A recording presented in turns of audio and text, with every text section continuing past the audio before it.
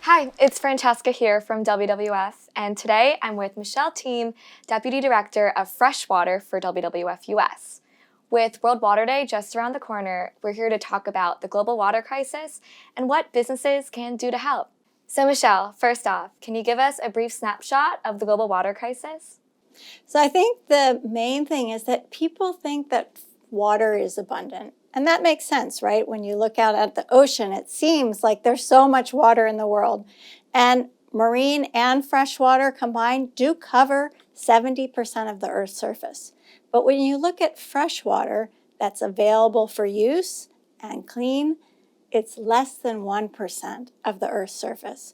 And unfortunately, over time, we humans have overexploited those water resources. We're seeing groundwater resources dry up. We're seeing a lot of pollution so that water is not drinkable or fishable or swimmable in many places.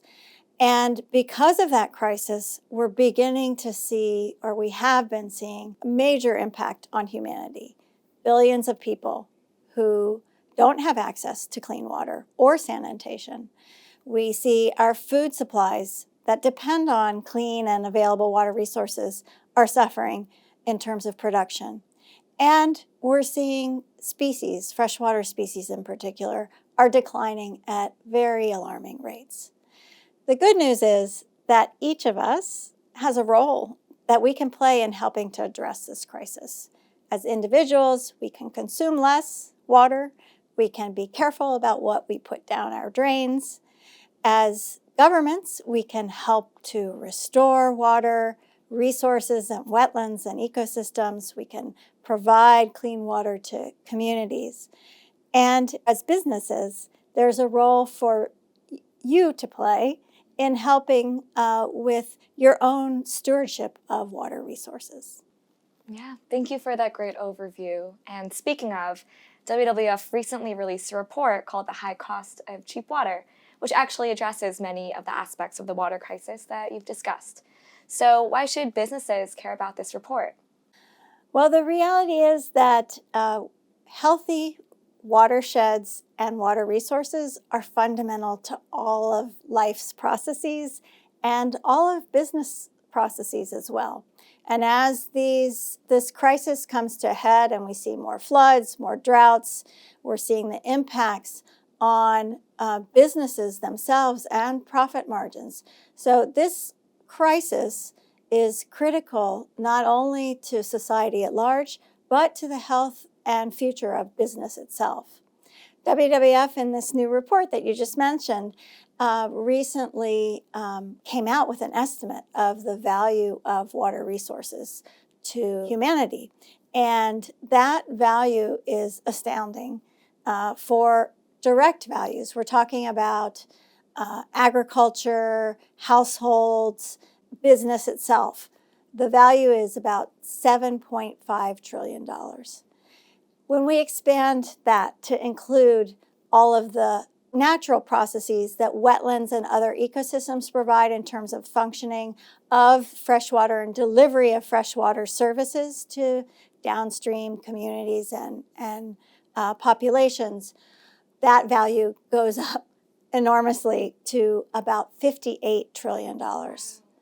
Yes, so the value that freshwater resources provide is often hidden, but it is so crucial. Wow, thank you for sharing that report. It's a wealth of knowledge and information, so thanks for the summary. So an action item for those who are watching, what can businesses do exactly to help address the water crisis based on the findings of this report? Businesses have a critical role to play in addressing the water crisis. And the major action that the kind of overarching umbrella of action that we suggest is to develop a really transformative and holistic corporate water stewardship program. And that includes many different components. One of the very first things that we ask businesses to consider doing is to examine their own water risk. So looking at the influence of scarcity, pollution, floods, droughts on their own business operations and supply chain. To understand that, because that's really critical information for them to know what they can do and what they can influence. We also asked them to consider setting science-based targets for nature. Recently, the freshwater methods for science-based targets have been released, and these are science-based approach that allows businesses to understand what meaningful change they can make in terms of water use and quality, both in their operations and in their supply chains.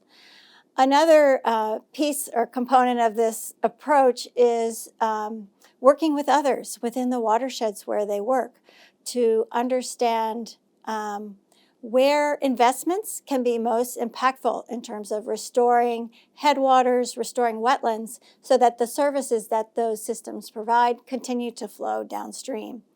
And there are a lot of opportunities coming up with more understanding about the importance of resilience of healthy watersheds and basins in a changing climate for businesses to join with others to invest in these types of nature-based solutions.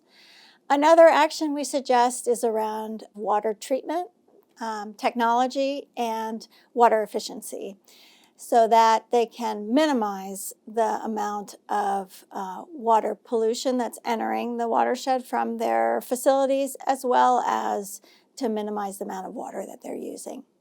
And finally, we ask businesses to use their influence to advocate for the actions that are needed holistically to address the water crisis. Really appreciate these insights, Michele. Thank you for sharing these very useful tips and action items that businesses can refer to. Thank you, Francesca. It's been a pleasure talking to you today. Likewise, and be sure to tune into the report that Michele mentioned, The High Cost of Cheap Water, which is linked below.